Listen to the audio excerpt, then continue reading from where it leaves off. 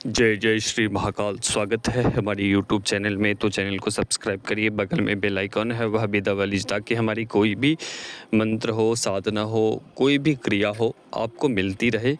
तो सब्सक्राइब कर लीजिए। तो आज हम एक शत्रुओं को पीड़ा देने के लिए, शत्रुओं को दंड देने के लिए एक शक्तिशाली क्रिया हम आप सभी के समक्ष आप सभी को देंगे।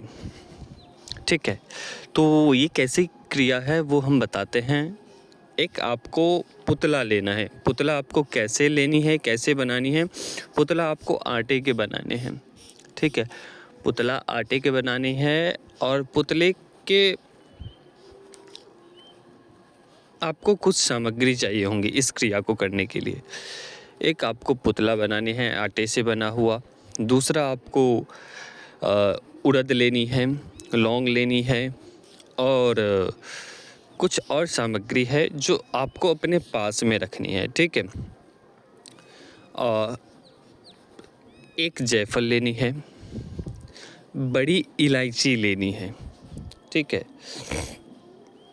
उसके पश्चात आपको अपमार्ग की जड़ लेनी है। ठीक है, ये सब लेने के पश्चात और एक आपको मटका लेना है। ये सब आपको लेने हैं। उसके पश्चात आपको किसी भी बबुल वृक्ष के छोटी छोटी जो टहनियाँ होती है, टहनियाँ लानी हैं। ठीक है, जिसमें कांटे लगे हुए हो। ठीक है, वो लानी है। लाने के पश्चात आपको करना क्या है कि 7 सुई भी लेनी है अपने पास में। ठीक है, आपको कुछ उड़द हैं, उड़द को 108 बार, एक मंत्र है हमारे द्वारा, उस मंत्र को पढ़ना है।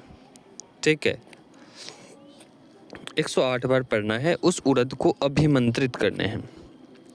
ठीक है, यह क्रिया प्रायः किसी नदी के आसपास कर सकते हैं।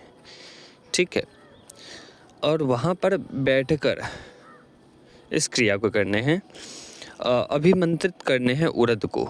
उड़द अभिमंत्रित हो जाएंगे, उसके पश्चात आपको उस पुतली के अंदर वो उड़द डाल देने हैं। ठीक है, किसी भी सहायता से पुतले के अंदर वो डाल देने हैं। उसके पश्चात आपको एक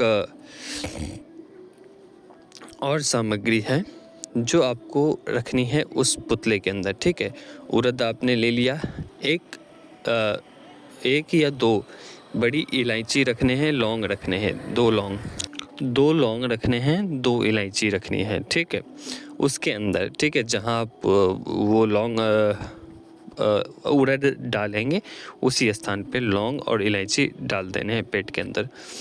ठीक है, उसके पश्चात आपको जो आपने घड़ा लिया है, घड़े के अंदर आपको जो कांटे लिए हैं बबूल के, वो आपको उसमें डालने हैं। ठीक है, घड़े के अंदर। उसके पश्चात वो जो पुतला है, पुतला उसके अंदर डालनी है। ठीक है, पुतले के अंदर वो भी डाल देनी है। डालने के पश्चात आपको कुछ और भी सामग्री है वो सब रखनी है उसी में। ठीक है, उसके बाद आपको मात्र 1 घंटे वहीं पर बैठना है और बैठने के पश्चात किसी भी काले कपड़े में बांध देने हैं। उसके जो मुख हैं, आपके मंत्र पूर्ण हो गए, आप उस काले कपड़े से उसके मुख को बांध दें। ठीक है, और खैर की लकड़ी होगी आपके पास, उस लकड़ी से 11 बार उस मिट्टी के जो बर्तन हैं उसको बजाने हैं 21 बार। और उसे किसी भी नहर में, नदी तट के पास, नदी के पास एक ईंटे जो होते हैं, ईंटे को बांधकर उस तालाब और मटकी को नहर में डाल देने हैं ताकि वो जल में पूरे तरीके से अंदर चला जाए।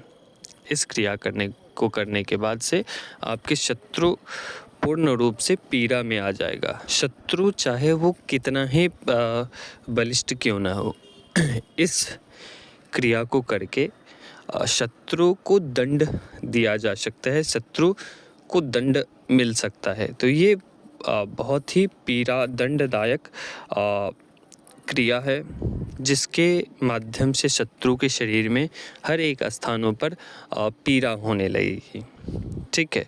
और उसके हर एक अंग में लाल लाल दाने हो जाएंगे और अत्यधिक पीड़ा में वो झेलता रहेगा, वो अत्यधिक पीड़ा में, ठीक है।